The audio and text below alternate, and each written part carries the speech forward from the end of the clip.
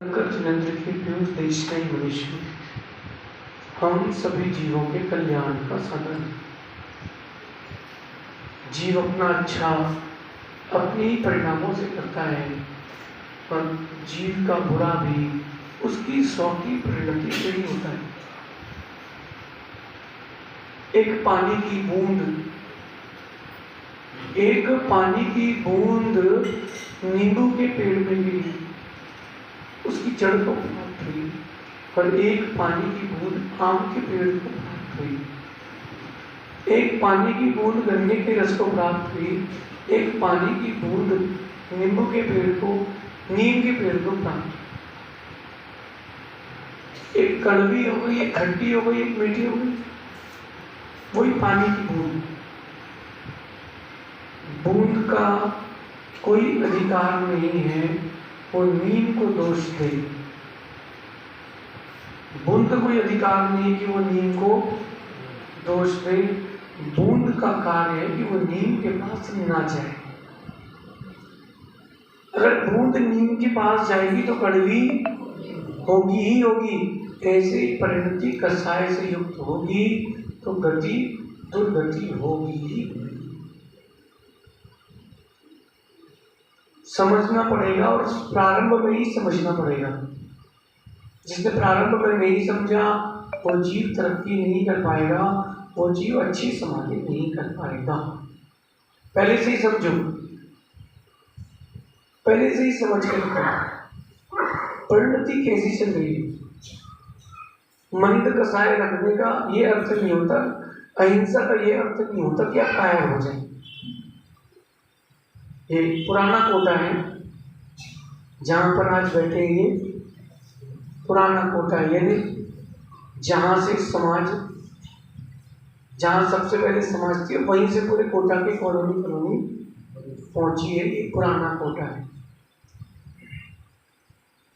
अगर पुरानी जगह बैठ कर के भी ये पुरानी बात समझ में नहीं आई फिर जीवन पुराना ही रह जाएगा, नया नहीं हो पाएगा। समझो, हम यहाँ पर लेशिया समझ रहे, कापोत लेशिया। आपकी भाषा में बोले तो स्पॉटेड घोड़ा, डबल फेस घोड़ा, चित का बुरा हो कुछ और लगे कुछ। ये तो बड़ा इजी हो गया। हर जो चीज हो कुछ और लगे कुछ। गेहूं देखा तो बड़ा चमकदार था, बाद में देखा तो घुल लगी थी। लिया तो पूरा 2 बोरी था, निकला 1.5 बोरी। निकला कितना? 1.5 बोरी ही निकला। क्यों? आगे आधा तो कीड़े खा गए। कापोत लेशिया, कापोत लेशिया से बचो। कल अपन ने समझा था जो भव, कल अपन ने समझा था जो भय बहुल होते हैं उनकी कापोत लेशिया, डरपोक होते हैं, हर चीज को करने में डरते हैं। अब क्या होगा? कहीं ऐसा ना हो जाए, कहीं वैसा ना हो जाए। देखो ऐसा है, दब के रहोगे तो लोग दबा के रखेंगे, दब के रहोगे लोग दबा के रखेंगे, डर के रहोगे तो लोग डरा के रखेंगे। इसका ये मतलब नहीं कि उग्र हो जाएंगे मर्जी। अपन को उग्र भी नहीं होना, लेकिन डरपोक नहीं बनना है। डरपोक नहीं बनना है। हम लोग जंगल गए, सभी साधु, कर्नाटक के बिहार की बात है। एक आदमी आ गया, बोले यहाँ नहीं जा सकते। फिर तुम्हारा खेत है क्या? बोले आगे बढ़ो। तेरा माल खाना है क्या? नहीं, तो आगे बढ़ो। बोले यहाँ नहीं जा सकता, क्योंकि तुम्हारी जगह है क्या? तुम्हारा खेत है। अगर वो कहता कि हाँ मेरा है तो मैं बोलता भी चलो भी इधर चलते। तुम्हारा है क्या? नहीं है, तुम खाली करो, मालिक आएगा तब देखेंगे, तब तक तुम फ्री हो जाएंगे। अगर डर जाते तो कुछ नहीं हो पाता। आप डरोगे तो सफलता नहीं मिलेगी और लेशिया कापोत रहेगी, पाप का आश्रम लग जाएगा। कोई भी काम करना हो डरेगा, मजबूत रहे। हाँ मैं कर सकता हूँ, मैं कर लूंगा, मैं कर सकता हूँ, मैं कर लूंगा। डरपोक ना बने। डरपोक व्यक्ति जो रहता है भय बहुल, हर चीज में डर लगता है। जैसे अपन मंदिर बैठे, मंदिर कितना पुराना है? 200-250 साल पुराना मंदिर है, ये भैया गिर ना जाए, डर। कापोक्लेशिया, गर्मियों में भूकंप आते हैं भैया, पानी सूख जाता है, कहीं भूकंप ना आ जाए, भय। अरे डरोगे तो कुछ नहीं कर पाओगे, पाप का ही आश्रम कर पाओगे। आज जिन धर्म से सम्यक क्रियाएं क्यों विमुख हो रही है, लोग डर के रहते हैं, साधु डर के रहते, डर के रहोगे तो कापोक्लेशिया, भयशील मत रहना, निर्भय रहना। सम्मा इति जीवा निर्भया होती निशंका के। सम्यक दृष्टि जीव निर्भय होता है, निशंकित होता है। सुनो, निर्भय होना चाहिए, निर्भय जीवन होना चाहिए, तब आपका दिमाग नए नए आइडिया लाकर देगा। आगे चलते हैं। कापोक्लेशिया के लिए कह रहे हैं कि दूसरों से ईर्ष्या करने से कापोक्लेशिया। थोड़ा सा कोई व्यापार किसी का ज्यादा चल जाए, पड़ोसी का, ईर्ष्या, तो उसका क्यों बिक गया, अरे ये क्यों बोलते कि उसका क्यों बिक गया, ये सोचो कि मेरा क्यों नहीं बिका। अब प्रणाम करने खड़े होते हो, मेरे यहाँ महाराज जी आ गए, इसका खाली चला जाए, ये क्यों सोच रहे कि उसका खाली चला जाए, ये सोचो ना कि मेरे यहाँ महाराज आ जाए। अपन को कोई अधिकार नहीं है कि किसी के लिए अपन बुरा सोचे। अच्छा सोचोगे तो अच्छा मिलेगा, और बुरा सोचोगे तो बुरा मिलेगा। अच्छा करोगे तो अच्छा मिलेगा, और बुरा करोगे तो आप किसी की सहायता करते हो, आपको भी सहायता करने वाले, आपने किसी की मदद कर दी तो आपको भी मदद करने वाले लोग मिलेंगे। आपने किसी का दुख दूर कर दिया, आपका भी दुख दूर करने वाले लोग मिलेंगे। आपने किसी का सपोर्ट किया, आपको भी सपोर्ट करने वाले लोग मिलेंगे। आपने नहीं किया है तो आपको भी कुछ नहीं मिलेगा। जी के जैन साहब,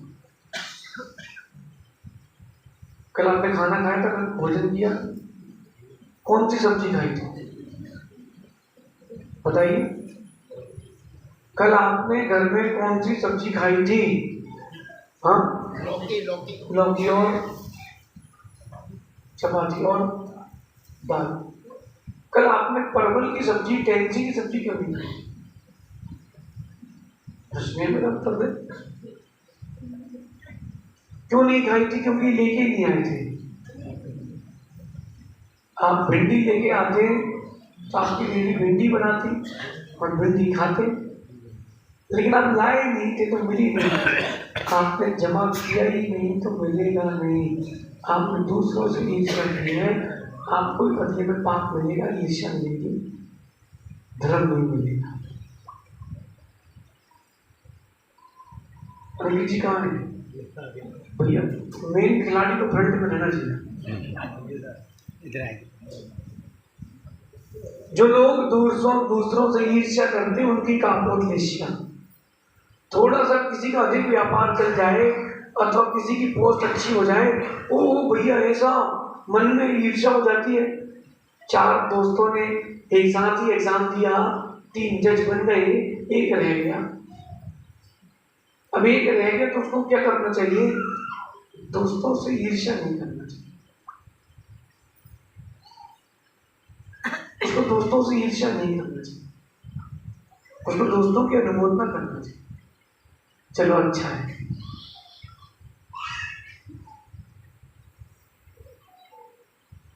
चलो अच्छा है, 3 तो निकले, अगले राउंड में अपन निकल जाएंगे। लेकिन एक बात तब समझ में आती है जब जीव के पुण्य का हो जाता है।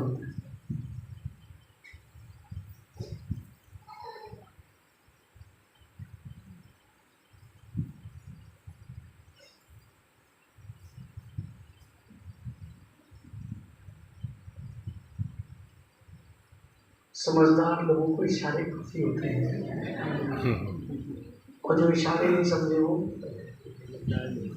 क्या है? कापोद्देश्य। ज्ञानी व्यक्ति को चीजों को संकेत में समझ जाना चाहिए। अज्ञानी व्यक्ति को आप पूरी किताब पढ़ाओगे तो भी समझ में नहीं आएगा। क्यों नहीं आएगा? अब जा में जितनी बुद्धि हो उतनो दे बताए और पाप को बुरा न मानिए, और कहाँ से लाए? अब है ही नहीं तो कहाँ से लाएगा? एक माँ अपने बच्चे को फर्ज डुग्गू की मम्मी और डुग्गू को पीट रही, क्यों? तो नंबर अच्छे नहीं है, वो क्या कर सकते हैं? बच्चे को पीटने से क्या, उसको दिमाग तो डुग्गू तेरे पास दिमाग है कि नहीं, है ना? अब बेटा अगली बार A+ आना चाहिए, तब तो बात है। तब तो मैं बोलूँ तू मेरा चेला है, तो कैसे बोलूँ? दूसरों से जो लोग ईर्ष्या करते, किसी भी क्षेत्र में, ज्ञान का क्षेत्र हो, धर्म का क्षेत्र हो, धन का क्षेत्र हो, पद की बात क्यों ना हो, तो ईर्ष्या करते उनका सब कुछ चला जाता है, सब कुछ चला जाता है। राम को पता था कि रावण के पास संपत्ति ज्यादा है, लेकिन राम ने ईर्ष्या नहीं करी। राम ने अपना कर्तव्य का निर्वहन किया, संपत्ति उससे ज्यादा हो गई। परस्पर में जो लोग प्रीति खत्म कर लेते ना, अप्रवेशन संग टूट जाते, घर बिखर जाते, क्यों? एक दूसरे से ईर्ष्या। ईर्ष्या करना क्यों? जो चीज आपकी जिंदगी के लिए हानिकारक है वो करने क्यों? अच्छा, आप लोग में से कितने लोग हैं जिन्होंने सांप की बामी के ऊपर हाथ डाल के देखा कि सांप का रंग कौन सा है? नहीं देखा? ट्राई तो करना। जैसी बामी देखी उसके ऊपर हाथ डालना, तो सांप देखे उसको 2 चांटे मारना, निकालना बाहर, शांत रहे, रंग देखना तेरा। कितने लोग करेंगे ऐसा? पाटनी जी करोगे? छुआरे से खजूर हो गए, वो उल्टी बजेगी।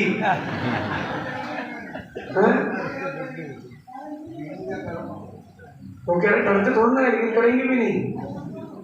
पाटनी जी टाइम नहीं है,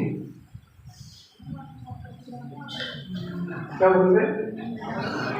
नहीं, देखो कोई समझदार व्यक्ति ऐसा काम नहीं करेगा। मामी के अंदर कौन हाथ डालेगा पागलों जैसे? डाला इसने? सुन, समझदार व्यक्ति ये काम नहीं करेगा। जो आपके अंदर ईर्ष्या उत्पन्न हो रही है वो सांप की बामी की तरह है। क्यों हाथ डाल रहे हो? तुम्हारी ही मृत्यु होगी। ईर्ष्या एक ऐसा रोग है जिसको लग जाए, दीमक तो फिर भी धीरे धीरे खोखला करती है, ईर्ष्या तुरंत खोखला करती है। जीके जैन साहब कार अध्यक्ष है तलवंडी, विमल जी आप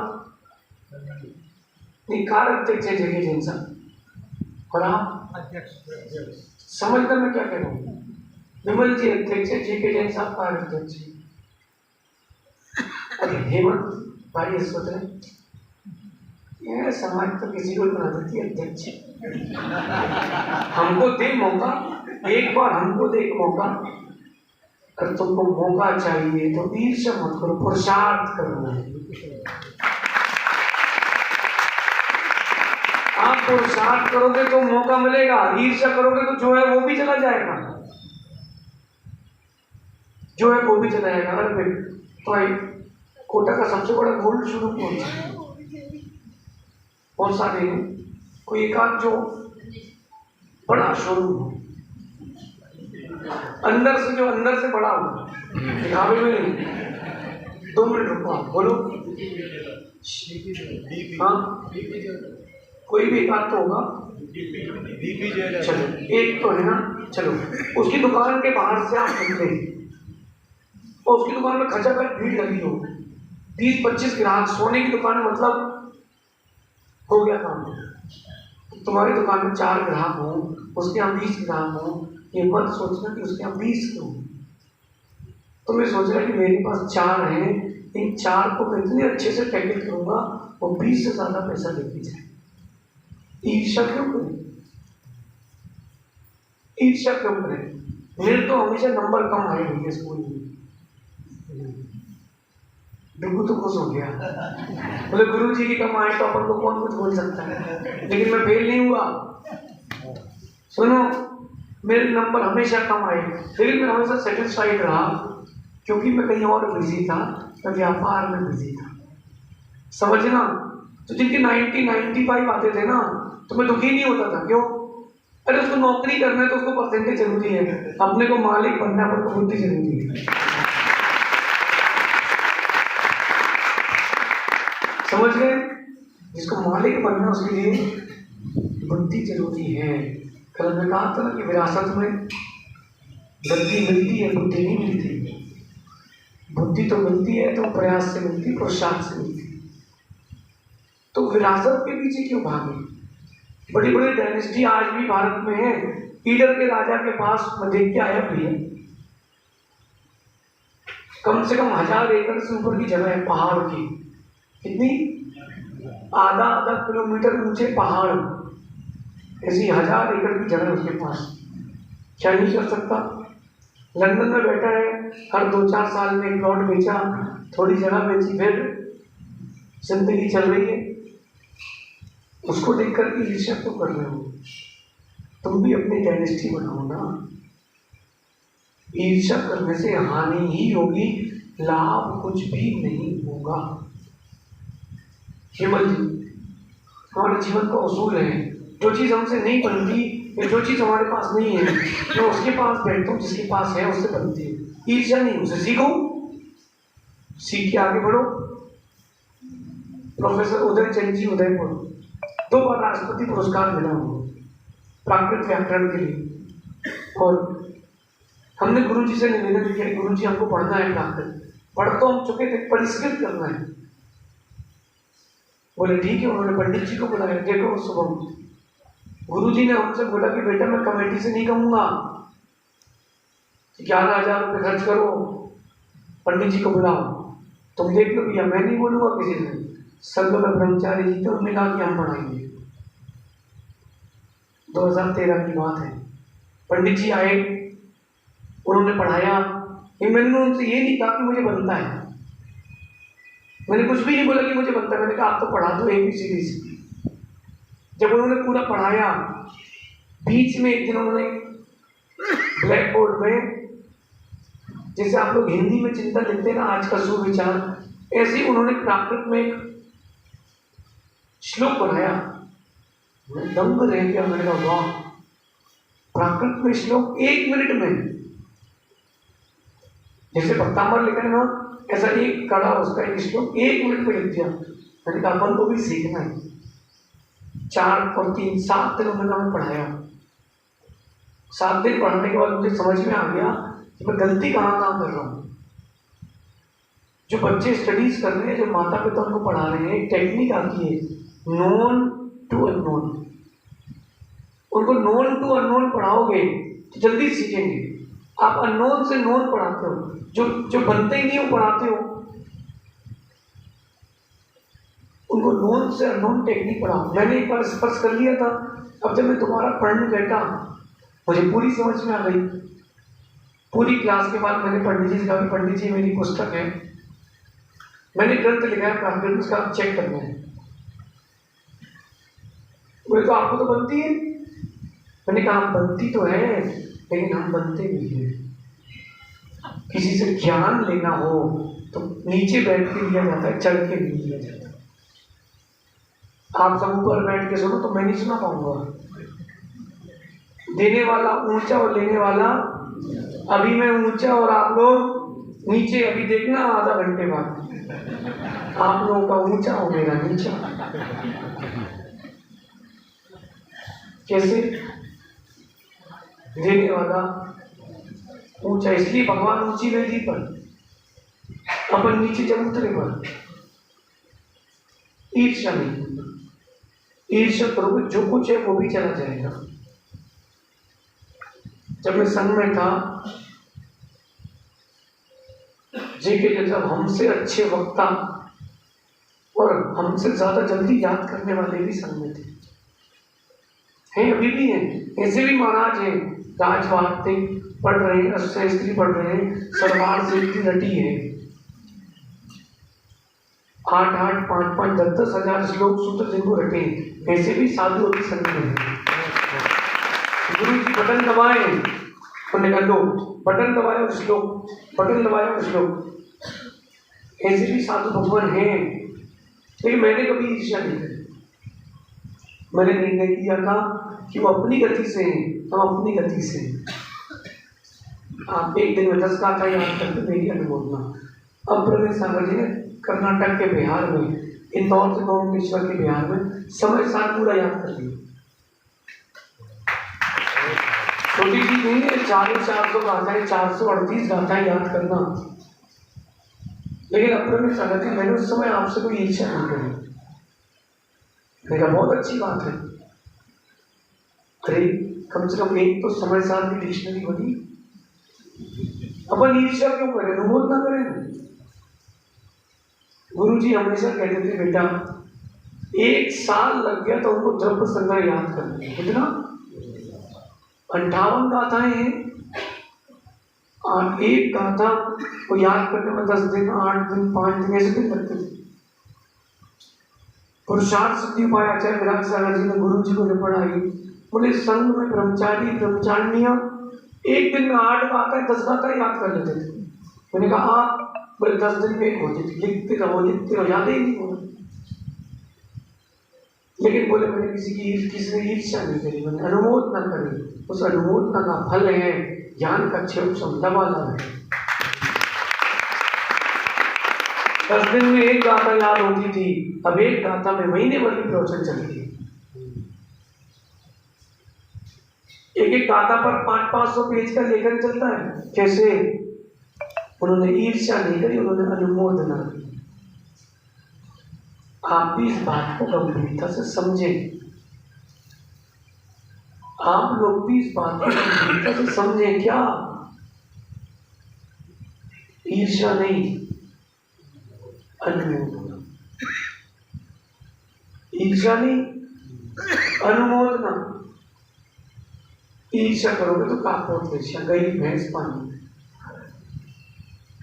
क्योंकि जी सुन रहे ना, आपके साथ वाले हो सकता है कि आपसे ऊंची पोस्ट में हो, उनसे ईर्ष्या नहीं करो। भाई आपकी बहुत बहुत अनुमोदना, कॉन्ग्रेचुलेशन।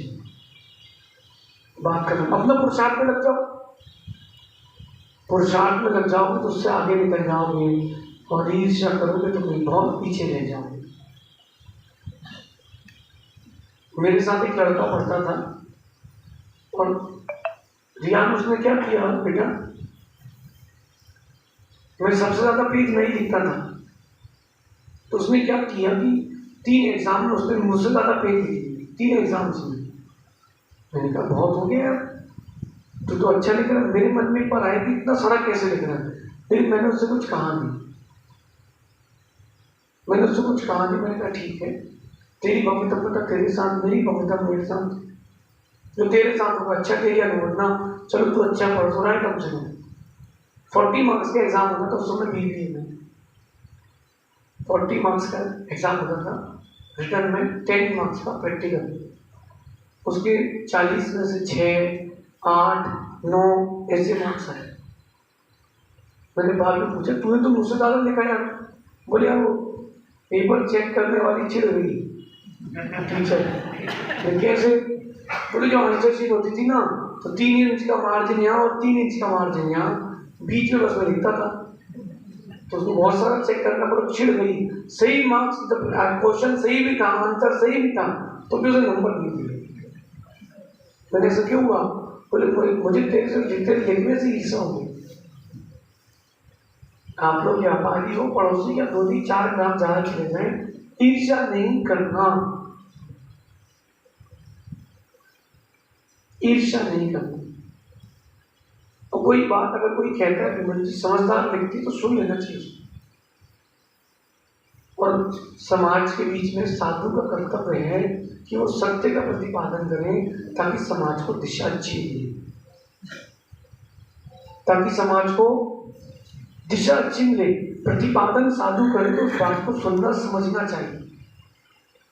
फिर एक जगह हम लोग गए, चित्रकारी होती ना, पेंटिंग, तो भी वहां पर शंकर जी की बारात बनी थी मंदिर के अंदर, कितने वर्ष पुरानी, 150 वर्ष पुरानी। मैंने कहा भैया इसको अलग करके आप कुछ जिन आगम संबंधी करें। 2-3 लोग बोले, लोग 150 वर्ष पुरानी है महाराज जी। अरे भैया 150 नहीं, 150 लाख साल पुरानी हो, जिन आगम से संबंधित नहीं है, मंदिर में उसको उस चीज को जगह होना ही नहीं चाहिए। ये अपना विवेक है पंडित जी, ये अपना विवेक है। हम जब भी संग में रहे, पंचकर्म होता था, तो गुरु जी कहते थे मेरे पास पूरी मूर्तियां और भगवान देखा। हमेशा गुरु जी यही कहते थे पूरे भगवान और वेदी सब देख के आओ। रायपुर में पंचकर्म में देख के आया, कारीगर ने क्या किया, पूरी मूर्तियां सही थी, वेदी भी ठीक थी, वेदी में जो भगवान की प्रतिमाएं उकेरी गई थी वो सब लंगोट लगी हुई थी। अंग्रेजी सुन रहे ना, दिगंबर मंदिर है। मैंने बोला गुरु जी इसमें तो लंगोट लगी है। अरे बोले व्यवस्थित करो। अगर वो व्यक्ति मेरी बात ना माने, ना समझे, हानि मेरी तो है। मैं कह रहा हूँ, सत्य का प्रतिपादन कर रहा हूँ, और आप ना समझो तो ना समझो, मुझे क्या, ईर्ष्या नहीं करना। छोटे से बच्चे में भी आपसे ज्यादा ज्ञान हो सकता है। हर छोटा बच्चा भी बड़ा ज्ञान, छोटा व्यक्ति भी बड़ा ज्ञान दे सकता है। एल्बर्ट आइंस्टीन सामान्य व्यक्ति था कि विशेष, बोलो आप लोग, वैज्ञानिक रहा। उसके घर में एक बिल्ली ने 4 बच्चे दे दिए। वो अगर गेट खुला रखे तो बाहर से खुद आती थी, तो गेट बंद रखता था। बिल्ली के बच्चों को बाहर जाना हो, बिल्ली को बाहर जाना हो, म्याऊं म्याऊं करे, तो भैया वो हो गया परेशान। ज्ञानी व्यक्ति को अमृत जी एकांत चाहिए। तो वो कहता है अपने काम करने वाले से, बोले जो गेट है ना, गेट में तो खिड़की बना दो, एक छोटी और एक बड़ी। छोटी से बच्चे निकल जाएंगे, बड़ी से बिल्ली निकल जाएगी। नौकर कहता है सर एक ही बना देते ना, बड़ा सा, दोनों एक साथ निकल जाएंगे। हाँ बोले बात तो सही है। तब उसको समझ में आई, छोटा व्यक्ति भी बड़ा ज्ञान दे सकता है, सबकी बातें सुनना चाहिए, ईर्ष्या नहीं करना चाहिए। कब किसकी बात क्या असर करेगी, आरी बात धीरे सुन रहे कि नहीं। छोटे जो आपसे उम्र में छोटा है, पद में भी छोटा है, सुन लेना चाहिए। क्योंकि जो हवलदार और इंस्पेक्टर वगैरह होते हैं ना, अंदर की रिपोर्ट वही लाके रखते हैं। बोलो हाँ कि ना, वो जाते गली पूछे तक, वो अंदर की रिपोर्ट देते हैं। तो जो व्यक्ति जिस ज्ञान का, धन का, संपत्ति का धारी है, उसकी उतनी अनुमोद न करो, लेकिन ईर्ष्या मत करो। और दूसरी बात ध्यान करें, नाना प्रकार से अपनी प्रशंसा करने वाले की कापोद्देश्य। हाँ ये हमने किया है, ये हमने की, गुब्बारे देख रहे हैं, हमने बनाए, हमने लगाए, अच्छी बात है, कौन पूछ रहा है। कुछ लोग अपने में चले थे, बिना सिर पैर की बातें करते हुए बना रहे थे ना। एक है तुम्हारी रिवर फ्रंट, तो हम क्या करें, तैरे जाके। चर्चा वो होना चाहिए जिससे ज्ञान का वर्धन हो। बोले यहां से अपन गार्डन पड़ेगा, वाह क्या बात है। अंकित जी, साधुओं को चर्चा और साधुओं से चर्चा वो ही होना चाहिए जिससे ज्ञान का वर्धन हो, जिससे बिखराव ना हो, एकत्र हो, चर्चा में होना चाहिए। नहीं तो क्या मतलब, कुछ लोगों की चर्चा में सिर्फ अपनी प्रशंसा रहती है। वो एक लाइन बोलेंगे, उसमें 8 शब्द रहेंगे, उसमें 6 उनकी प्रशंसा करेंगे। ऐसे व्यक्ति की कापोद्देश्य, और कितनी समझाओ जाएगी भी नहीं। पंडित जी साहब उसकी जाएगी भी नहीं। एक मित्र अपनी ससुराल जा रहा था, अब वो अकेला बेचारा क्या करे, तो उसका कोई दोस्त ने बोला तू भी चले आ। बोले यार मेरे कपड़े अभी अच्छे नहीं हैं, तेरी नई नई शादी में तो अच्छा ही लगेगा। बोले नहीं तू मेरे पहनना, चल। चले गए ससुराल। ससुराल पहुंचे तो लोगों ने देखा कितना अच्छा दोस्त है यार, कितना सुंदर लग रहा है, ये कौन है? हाँ प्रशंसा होगी अच्छी। बोले हाँ ये मेरा दोस्त है, कवि कवि है, अच्छी कविता करता है, मेरे कपड़े पहना है। ये कपड़े हमारे हैं, इसके अच्छे कपड़े नहीं थे। तो बाहर आई था, भाई तू बेइज्जती करा दी तूने, तू पहले बोल देता मैं तेरे साथ आता ही नहीं, बेइज्जती क्यों करा रहा है? बोले नहीं सॉरी सॉरी आप नहीं हमने। चलो भैया दूसरे क्या बैठ लेंगे, वो मौसी सांस क्या बैठ लेंगे। हाँ अरे आपके साथ मेरे कौन है? बोले मेरा मित्र है, अच्छा कवि है, बहुत अच्छा व्यक्ति है। तो जो कपड़े पहने हैं ना, नहीं कुछ नहीं। फिर कहते हैं फिर बेइज्जती कराई, मतलब आगे नहीं कराऊंगा सॉरी। तीसरी जगह अब अपनी प्रशंसा की आदत हो जाती ना, तीसरी जगह क्या कहता है ये मेरा मित्र है, कवि है, बहुत अच्छा व्यक्ति है, इसी कपड़े के बारे में कुछ नहीं कहूंगा, मेरे किसके। जिसको अपनी प्रशंसा की आदत लग जाए गया, कापोत्लेश्या में गया। देखो माताओं को देखो कितनी प्रशंसा की आदत है, आहार हो जाए, महाराज जी कैसा लगा, आप लोगों को भोजन कराते हैं तो ठीक हुआ। वो ये नहीं पूछते कि ठीक हुआ, वो ये बोले तुम बोलो कि अच्छा बना है। माँ अपनी प्रशंसा की चाह मत रखना और अपने मुख से अपनी प्रशंसा कभी मत करना, कभी मत करना। तो जितना ऊंचा होता है वो उतना कम बोलता है। हीरा काहू से ना कहे, बोलो बोलो ना, हीरा काहू से ना कहे लाख हमारा मोल, लाख हमारो। अगर आप हीरे हो तो किसी से अपने मोल अपने भाव की चर्चा मत करना, अपनी प्रशंसा 24 घंटे का भी मत करना। ज्यादा प्रशंसा करे समझ लो धीरे छीनने आया। अरे अंकित जी आप तो एएसपी हैं, आपको तो भाई गवर्नमेंट क्वार्टर मिला है, आपकी तो अच्छी पोस्ट में अच्छी पहचान है, समझ जाओ। डायरेक्ट पूछो महाराज जी काम क्या है। सुनो घर पहुंचोगे ना तो ऐसे तो नॉर्मल बच्चे आप ही लेते हैं, पापा आ गए पापा आ गए। जिस दिन टोन बदल जाए पापा आ गए पापा, पूछ लो बेटा क्या चाहिए, होता कि नहीं? बच्चों की टोन बदली मतलब कुछ चाहिए है। अभी थोड़े दिन बाद तुमको समझ में आएगा हर्ष। तो कैसे लड़े आते फिर पापा से मम्मी से, पापा सुनो ना पापा जी से पूछे थे बेटा चाहिए क्या, टाइम पास नहीं करना। अपनी प्रशंसा कभी मत करना अपने मुख से। अगर तुमने अपने मुख से अपनी प्रशंसा की है तो तुम ज्ञानी नहीं अज्ञानी ही।